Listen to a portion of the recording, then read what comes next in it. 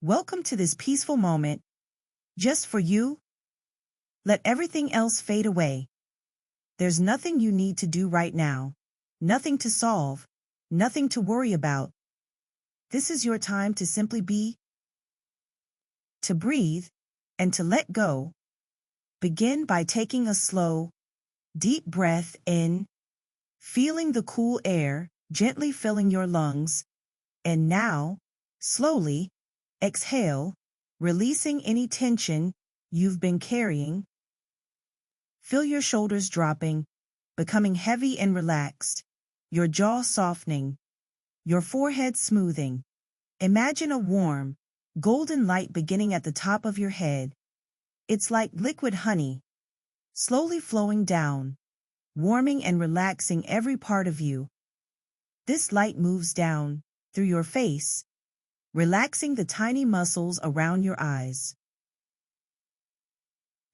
your cheeks, your mouth. It flows into your neck and shoulders, melting away any tightness, any stress. The golden warmth spreads down your arms, all the way to your fingertips, which feel wonderfully heavy, wonderfully relaxed. Now the light moves through your chest. Your heartbeat becomes slow and steady, like gentle waves on a distant shore. Down through your belly, which rises and falls with each peaceful breath. Down through your hips, your thighs, your knees. Feel this warmth flowing all the way down to your toes. Every part of you is now bathed in this beautiful, soothing light. You're floating now, weightless, drifting on a cloud of pure comfort.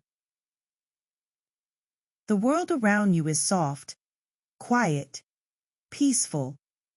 Perhaps you can hear the distant sound of gentle rain, pattering softly on leaves, or, maybe, it's the whisper of ocean waves, far away, rhythmic and soothing. With each breath you take, you sink deeper into this beautiful relaxation, deeper and deeper still. You are completely safe, completely supported, held by the universe itself. There's a soft breeze, carrying the scent of lavender, or perhaps vanilla, or fresh mountain air. Whatever brings you the most peace, your mind is free to wander, to drift, like a leaf on a gentle stream. No need to focus, no need to try. Just allow yourself to float. And now, as you rest in this perfect calm, this perfect peace, we begin our journey into a world of gentle dreams and soft adventures. In the quiet corner of her grandmother's attic, Kira discovered an ancient pocket watch, its brass surface worn smooth by countless hands, etched with symbols that seemed to shift and dance in the dusty afternoon light. The moment her fingers traced the intricate patterns, the watch began to hum with a warmth that spread through her palm, up her arm, filling her entire being with a tingling sensation like static electricity mixed with starlight. The attic dissolved around her in ribbons of golden mist, and suddenly Kira found herself standing in a vast library. But this was no ordinary library. The shelves stretched impossibly high, disappearing into clouds that drifted between the stacks, and the books themselves were alive, their pages fluttering like butterfly wings. Then whispering stories in languages both ancient and yet to be invented. A figure emerged from behind a floating desk, an elderly woman whose eyes held the depth of centuries. "Welcome, Kira, to the archive of lost moments," she said, her voice like wind chimes made of memories. "That watch you hold belonged to the keepers of time, those who mend the tears in history's fabric, and today, you've been chosen for a most important task." Before Kira could respond, the librarian touched a glowing book, and the world shifted again. She found herself in medieval England, the air thick with wood smoke and the distant sound of blacksmiths' hammers. But something was terribly wrong. The sun hung frozen in the sky, birds suspended mid-flight like living sculptures, and people stood motionless in the marketplace, their faces caught in expressions of joy, fear, surprise, all frozen in a single eternal moment. And only a small girl moved through this frozen tableau, tears streaming down her face. "Please, can you help?" she whispered. "I didn't mean to break time.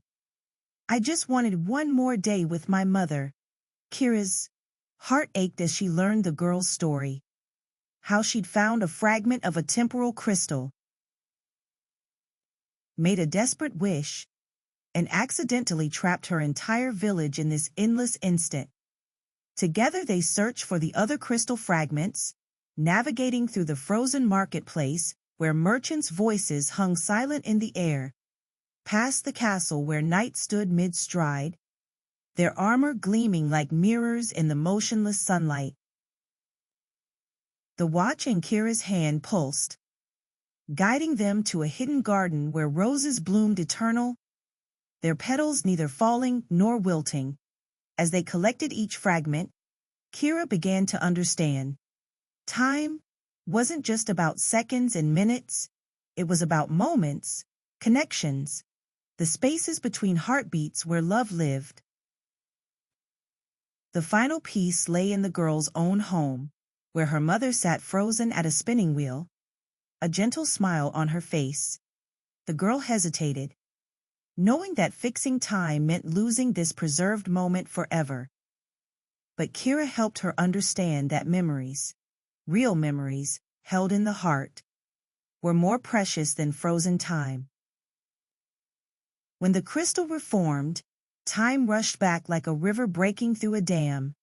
The marketplace erupted in noise and movement, and the girl's mother pulled her into a warm embrace, real and breathing and beautifully temporary. But Kira's journey wasn't over. The watch pulled her forward, into Renaissance Italy, where she helped a young artist named Marco recover his stolen paintings from time thieves, creatures who fed on creative moments, leaving artists with empty canvases and blank minds. She learned that inspiration existed outside of time, in a realm where all possibilities danced together. Next, she found herself in ancient Egypt, where the pyramids were still being built. She met a young scribe who'd accidentally written a prophecy that was changing the future, erasing entire dynasties with each word. Together they had to carefully rewrite history. Now, as Kira's adventures gently fade, like watercolors dissolving in rain, you find yourself drifting back, not to waking, but to an even deeper place of peace. The pocket watch's gentle ticking becomes the rhythm of your own heartbeat. Slow, steady, comforting, you're floating now in a sea of liquid starlight. Each star a moment of peace, a memory of comfort, a promise of rest. Feel yourself sinking deeper, deeper, into this ocean of tranquility. Your body is completely relaxed, melting into perfect stillness. The boundaries between you and this peaceful darkness begin to blur. Dissolving, you're becoming one with the quiet, one with the calm. Somewhere in the distance, you might hear the faint echo of a lullaby, sung by the universe itself, just for you. Your breathing has become so soft, so gentle, like silk scarves floating on a summer breeze. Every thought that drifts through your mind is wrapped in cotton clouds, soft, hazy, floating away before you can grasp it. And that's perfectly fine. You're descending a staircase made of moonbeams, each step taking you deeper into rest, deeper into dreams. 10. Drifting down. 9. Softer still. 8. Letting go completely. 7. peaceful and serene. 6. Deeper and deeper. 5. Wrapped in warmth. 4. Floating in comfort. 3. Almost there. 2. Surrendering to sleep. 1. You've arrived in the garden of dreams, where sleep blooms like midnight flowers. Everything here is soft, gentle, designed to cradle you through the night. The watch has stopped ticking now. Time has no meaning here. You can rest for as long as you need, held safely in this cocoon of peace. End of poem. Your mind is free to wander through landscapes of dreams, perhaps revisiting Kira's adventures, or creating new stories of your own, all while your body rests, heals, restores. Sleep is calling you now, with the softest voice, inviting you to let go completely, to trust, to surrender. You're safe, you're peaceful, you're exactly where you need to be. Let yourself drift now into the sweetest dreams, carried on wings of starlight, into the depths of restful sleep. Sweet dreams.